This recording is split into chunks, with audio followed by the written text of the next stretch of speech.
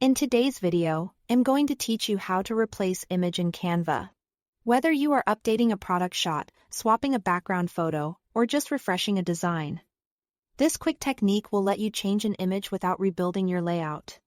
I'll walk you through it slowly, so you know exactly what to expect on screen. First, open your design in Canva. If you saved it earlier, find it from your home dashboard under your recent designs. Give it a second to load and make sure you are on the correct page if your project has multiple pages.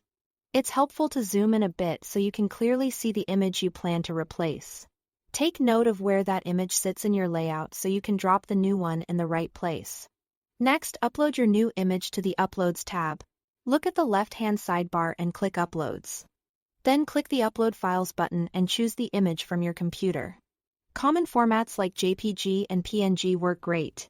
If you are pulling from a folder with several versions, pick the one with the highest resolution that still fits your design needs. As the image uploads, you'll see a progress bar.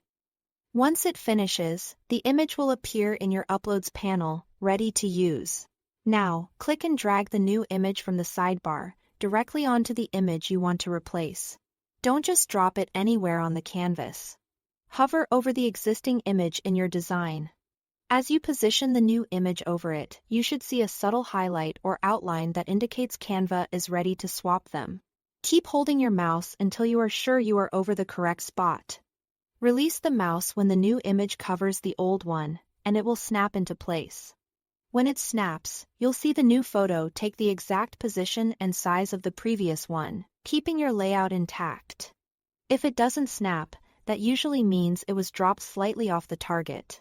Simply undo and try again, making sure to hover directly over the old image until you see that highlighted cue.